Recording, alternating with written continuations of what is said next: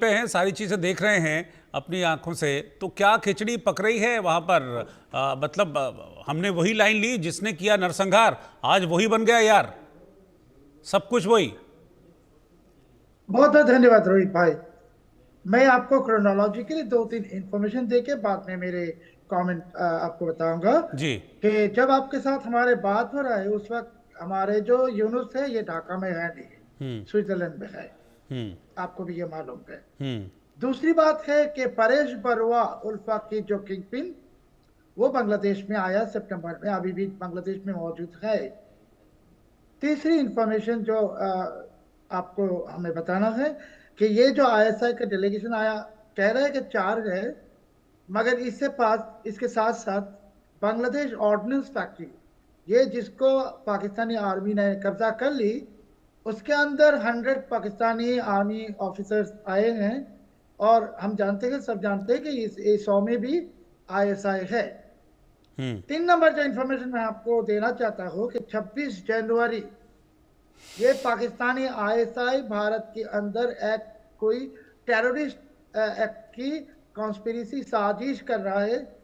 और इसी के जरिए हमारे चिटगांव हिल ट्रक में प्रफुल्ल बख्शी जी भी जानेंगे कि हम्म। यहाँ एक जगह है, सो उस गहीन जंगल में उल्फा की 3 कैंप अभी बन रहा है, हम्म। 3 कैंप्स। हम्म। और ये कैंप की सुपरविजन ये आईएसआई की टीम ने किया है। और आईएसआई के पास तो आपको जानते हैं कि बांग्लादेश में जहाज जो आते हैं पाकिस्तान में से, उसमें हथियार आ रहे हैं, एक्सप्लोसिव भी आ रहे हैं। तो ये हथियार अभी जा रहे आईएसआई के पास। और जब हमारे ये ऑर्डिनेंस फैक्ट्री अभी इनके हाथ में चले गए, हम्म। ये तो सिर्फ गोला बारूद नहीं बनाएगा हम्म। कि पाकिस्तानी एक आतंकवादी मुल्क है और पाकिस्तानी army itself is a terrorist army. Hmm. So अभी ये कोशिश में है कि बांग्लादेश में इनके जो शाहीन 2 मिसाइल है, वो शाहीन 2 मिसाइल की प्रोटोटाइप बांग्लादेश में बनाने की कोशिश में है। इसके नाम दिया गया विजय 24। क्यों, कारण क्या है कि AICBM अगर बांग्लादेश को भेजेगा तो बांग्लादेश के ऊपर इंटरनेशनल सैंक्शंस आ जाएगा। और पाकिस्तान जैसे अभी एक भिखारी मुल्क है जिसके भीख मांगने की कोई कटोरी भी नहीं है, तो पाकिस्तान बांग्लादेश को भी बिल्कुल उसकी तरह एक भिखारी बनाना चाहते हैं। पाकिस्तान तो गधे बेचते हैं, हम तो गधे भी नहीं बेच सकेंगे, मगर हमको बनाना चाहते हैं भिखारी मुल्क कटोरे के सिवा। मगर मैं एक बात कहना चाहता हूँ रोहित भाई आपको जी। कि पाकिस्तान बहुत ही जल्द पाकिस्तान कब्रिस्तान बनने वाला है। और वो कब्रिस्तान बनने के दिन आ गए, हम सब मिलकर जश्न मिलाएंगे, मनाएंगे। और पाकिस्तानी जो सोच रहे कि बांग्लादेश में आके फिर से राज करेगा, बांग्लादेश की बंगाली कभी भी पाकिस्तानी को एक्सेप्ट नहीं करेगा, क्योंकि पाकिस्तान हमारे एकमात्र एकमात्र दुश्मन है। दुश्मन के साथ बंगाली का कभी भी रिश्ता नहीं होता है। जो जो पाकिस्तानी के साथ रिश्ता कर रहे बांग्लादेश में, ये सब पाकिस्तान की नाजायज बच्चे हैं। और हम्म। पाकिस्तान की नाजायज बच्चे जो है रोहित भाई, मैं वादा करता हूँ दिन आने वाला है बहुत ही जल्द। बख्शी जी ने कहा 15 दिन, मैं कहता हूँ इससे भी कम। हम्म। ये सारे पाकिस्तानी नाजायज बच्चों को जहाज में बैठा के हम पाकिस्तान वापस भेजेंगे। हम्म। पाकिस्तानी आईएसआई हो, पाकिस्तानी आर्मी हो, या हम्म। पाकिस्तान की हुकूमत हो, तुम सब टेररिस्ट। और तुम लोगों को मैं कह रहा हूँ बांग्लादेश में बैठ के कि बांग्लादेश में तुम्हारा जगह अब से कभी नहीं मिलेगा।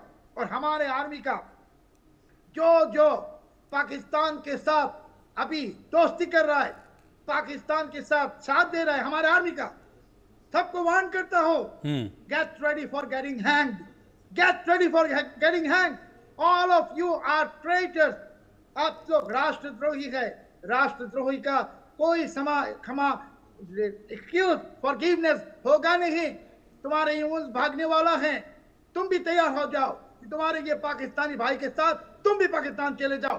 जो आर्मी ऑफिसर बांग्लादेश के खाते गए, बांग्लादेश की पहनते गए और बांग्लादेश के खिलाफ काम करते हैं, वो हमारे जाति का दुश्मन है। भारत हमारे एकमात्र मित्र है जिन्होंने हमें 1971 में मदद की। भारत सदा मित्र रहेगा बांग्लादेश की, और पाकिस्तान हमारे एकमात्र दुश्मन। पाकिस्तान के साथ जो भी हाथ मिलाएगा वो भी हमारा एकमात्र दुश्मन, वो हो बांग्लादेश आर्मी का कोई ऑफिसर, कोई भी हो, कोई इसमें एक्सक्यूज नहीं होगा। और रोहित भाई, मैं आपको वादा करता हूं कि वो दो दिन तो बहुत जल्दी आने वाला है। यूनुस अभी स्विट्जरलैंड में है, उसके बेटी मोनिका यूनुस अमेरिका से भाग गए, क्योंकि यूनुस जिसकी कठपुतली थे डेमोक्रेटिक, वो तो नहीं है, जिसका नाम डोनाल्ड ट्रंप। डोनाल्ड ट्रंप तो है यूनुस की यमदूत, और डोनाल्ड ट्रंप है भारत की दोस्त, मोदी जी की दोस्त। डोनाल्ड ट्रंप इसको इतनी सजा देगा, इतना सजा देगा कि आप सब देखेंगे, हम सब देखेंगे। और फिर से कह रहा हूं, पाकिस्तान कब्रिस्तान बनने वाला है। उस दिन हम सब मिलकर ईद मनाएंगे। साथ बने रहिए, मैं आपके पास वापस लाऊंगा। बड़ी आपने हार्ड बातें कही हैं, और जो सच बात है उसको आपने बताया कि क्या कुछ चल रहा है वहाँ पर। ऐसा बहुत कम होता है कि मतलब क्रिटिसाइज करें आप वहाँ पर बैठकर, लेकिन आप सच्ची बात करें, सच्चे दिल से कह रहे हैं। मैं अगले 2 सर्वे और सामने रखता हूँ, फिर आप लोगों के पास वापस आऊँगा। मेरा सर्वे का अगला सवाल था, पाकिस्तान और बांग्लादेश के बीच इतनी नज़दीकियाँ क्यों हैं? 34% लोगों ने कहा कि ये भारत को 2 मोर्चों पर घेरने की प्लानिंग है। 54% लोगों ने कहा कि चीन के इशारों पर प्लानिंग है। 12% लोगों ने कहा कि हम इस बारे में जानकारी रखते नहीं हैं, इसलिए हम कुछ कहेंगे नहीं इस पर। इस सर्वे का अगला सवाल था कि हसीना के जाने के बाद बांग्लादेश की सबसे बड़ी समस्या क्या है? 20% लोगों ने कहा बेरोजगारी, 17% लोगों ने कहा पाकिस्तान से यारी, 19% लोगों ने कहा महंगाई, 36% लोगों ने कहा कट्टरपंथ, और 8% लोगों ने कहा कि इस पर हम कोई भी राय नहीं जाहिर करेंगे। मैं एक बार फिर से प्रफुल्ल बख्शी जी के पास चल रहा हूँ। प्रफुल्ल जी, ये साजिश तो कर रहे हैं, ये तो बिल्कुल क्लियर है, आपने भी किया, लेकिन क्या अपनी इन कोशिशों में कामयाब हो पाएंगे? और क्या जो पिछले दिनों हमने देखा था कि बॉर्डर पर जब फेंसिंग हो रही थी, जो बचा हुआ एरिया था उसमें बहुत मिर्ची लग रही थी बांग्लादेश को, और वहाँ पर हमने देखा था कि कुछ 3-5 करने की कोशिश भी की थी, वो सब इन्हीं का नतीजा है? वो ये चाह रहे थे कि नहीं, फेंसिंग ना हो ताकि अपने मंसूबों में कामयाब हों जिनकी प्लानिंग हो रही है? रोहित जी, सबसे पहले मैं शोएब चौधरी साहब